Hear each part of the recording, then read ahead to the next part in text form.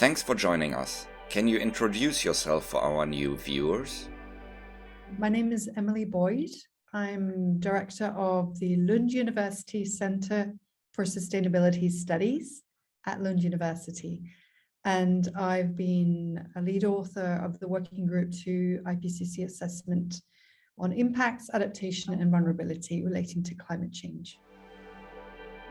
Before we dive more into the main findings of the newest IPCC report, can you first tell us what IPCC is and how it produces its reports? Yes, I can briefly say something about the IPCC, which is the Intergovernmental Panel on Climate Change. So it's the international body for assessing science related to climate change. It was set up in 1988 by the WMO, which is the World Meteorological Organization, and as well the United Nations Environment Programme, UNEP. And basically what it is it provides policymakers with assessments that are regular on the scientific basis of climate change, as well as its impacts and future risks and options for adaptation and mitigation. So basically the IPCC assessments then provide a scientific basis for governments at all levels to develop their climate-related policies, and they also underlie negotiations at the UNFCCC, which is the United Nations Framework Convention on Climate Change. So it's an important aspect of the IPCC is that they're policy relevant, but not policy prescriptive. So that means that they do not tell policymakers what actions to take, but they synthesize and assess the latest and most current understanding within the scientific community on climate change. The IPCC gives out these reports on a sort of 5 to 6 year basis. So we're on the 6th assessment report now, and there are 3 reports within the 6th assessment report. One is the scientific basis, and that came out in the autumn of 2021. Now, most recently in February was the 2nd report, which is to do with impacts, adaptation, and vulnerabilities. And then most recently in March, they came out with the report on mitigation and how solutions to tackling climate change. Now, let's talk about the main findings in this report, which focuses on the mitigation of climate change. Recently, I talked to your colleague, Kimberly Nicholas, about the 2nd IPCC report, February 2022, focusing on people and nature. This report is looking at ways to limit and prevent human-caused emissions that contribute to global warming. What are the main findings? We're talking broadly here about the 3rd report, which is mitigation of climate change, and the main findings that are coming out from the working group 3 contribution to the 6th assessment report. I guess one of the things that has come out in the news that has been probably one of the most provocative or wake-up call then with this working group 3 report is this sort of short time frame that we have to actually take action on climate change, and that the actions that we're taking currently, ways that we're mitigating, is way below the kinds of actions that we need to take. That's the start. So whilst we know that we need to tackle CO2 emissions from fossil fuels, still we're really not taking sufficient action fast enough. I guess that's sort of the main key finding from the report. Is there anything positive in this report, or is it only alarming news? Yeah, I mean, I think it's an interesting question, and one that obviously the public need to have some kind of positive messaging as well.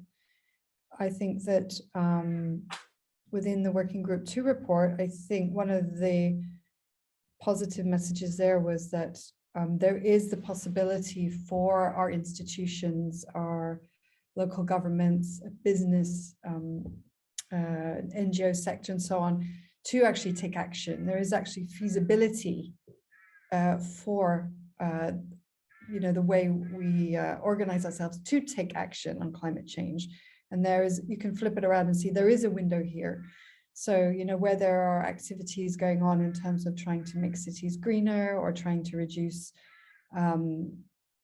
air travel or trying to tackle congestion within cities, there are examples out there that are taking place. When it comes to adaptation, there are adaptation efforts to make cities greener, for example, even though there are challenges that relate to social justice questions still that are unresolved. But there is commitment to taking action. It's just a bit slow on the uptake of actually moving fast enough. I think that's one of the main challenges here. How did you react to these findings? Yeah, I guess one of the things that stands out with this report is its clear message in the actions that we need to take and the time frame for that. I think that but also the message that if we take action now, we can actually tackle this problematic. I think that was going back to your earlier question around positive messaging. I think also the Working Group 2 report was a bit lost in all the noise that was going on in the media at the time, and quite rightly so, around the issue, the Russian invasion of Ukraine. So that meant the Working Group 2 report got a little bit lost there. And I think also Working Group 2 report, I guess, is more focused on the impact. So you might feel as a reader of it or in the general public that, it's just a real doomsday scenario and there's little new. Whereas within this report, the mitigation report, because it's more focused on actually trying to measure and assess where we are in terms of emissions and what's happening, but also the possibility for taking action within this time frame that we have over the next 10 years. It gives some kind of agency to taking action, which I would say is both good to hear again and reinforce that, and to also take heed to that message. How does the mainstream media cover the IPCC reports and their main findings? I think they did a good job. What they did cover in the IPCC Working Group 2, obviously the Working Group 1 got a huge amount of attention. That was in a scientific basis, and that's understandable. Do you remember in the autumn, there was a lot of coverage on the basis of climate change and the new insights into the science, where, for example, we see new insights around the attribution of climate change, human-induced climate change, and the implications of that. And then now, whilst there was not a huge amounts of coverage, I think that the journalists have come quite far in terms of their reporting. Definitely made steps forward. The Guardian has good coverage, and they've got dedicated journalists and media coverage of climate change in general. And then I think with this latest report, they gave it a bit more profile. And these are journalists who are specializing in climate change. I think that we could probably have more coverage of climate change in between these reports, and where the media could also bring in more coverage around impacts and vulnerabilities linked to other aspects in society, like health or mobilization of people or whatever it may be, and connect that more to discussions around climate change on an everyday basis. What difference does it make whether the media covers the IPCC reports and climate change?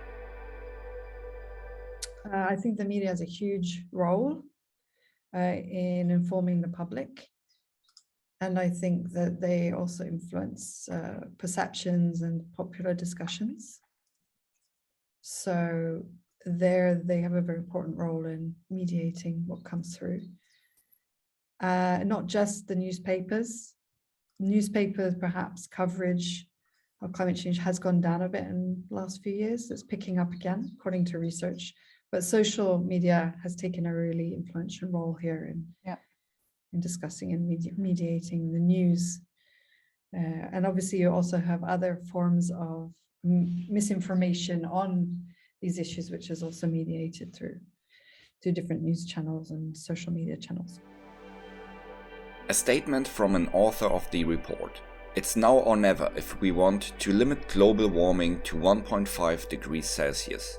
What significance does this statement have?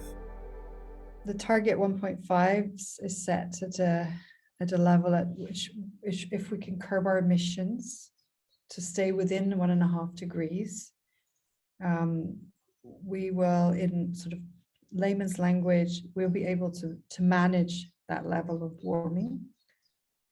If we go beyond that, societies, we're risking impacts and vulnerabilities that are huge and significant for communities around the world. What the scientist is saying here is trying to convey the seriousness of the effects of climate change, and also to try and encourage action. So what they're trying to do with this tweet is to say, please wake up, you need to take this seriously, and you need to engage with this.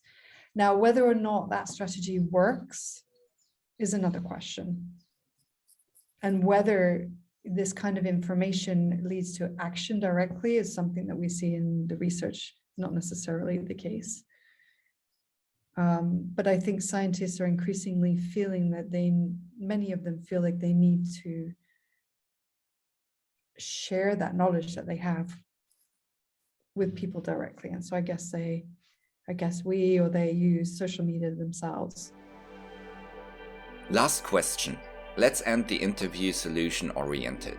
What can we and our viewers do to respond to this alarming report, as it makes oneself feel helpless and hopeless? It's something to take seriously, and I know that there's increasing climate anxiety, especially amongst young people or younger people. And I think advice is to find out about it, learn about climate change, but also not to just see climate change in isolation. Look also to the broader sustainability issues that may be facing you and your community. And that relates to anything from food, health. It can relate to your behaviors or your individual consumption. Try and connect that to wider processes, and try and learn about the systems that are around you. Try and learn about economic systems. Try and learn about the legal systems. Try and learn about people in other places, because people have been living with extremes for a long, long time in many places around the world. And understanding what that means and what you can do by learning about it and by getting involved through your education, through politics, through activism, through science. Finding channels to be engaged is really important, and then to connect to people in other places, relating back to people around the world have been experiencing all sorts of disasters for a long time. Yeah. So educate yourselves, reach out to others, and be critical also of the news and information that you find and seek. And if you can also, there are some very good resources on the IPCC website that answer frequently asked questions, also materials, educational materials that can be very useful in really trying to summarize and understand what these reports speak about, because they're not always that easy to read. If you look at the summary for policymakers, or the report itself might be a bit daunting, but they have these materials that can translate and summarize some of the key. And so I would suggest every one of you listening to go to IPCC website and download those and look at them and study them as a starter, to get a sense of perspective, and also a little bit of agency in what you're doing. because knowledge helps in that regard.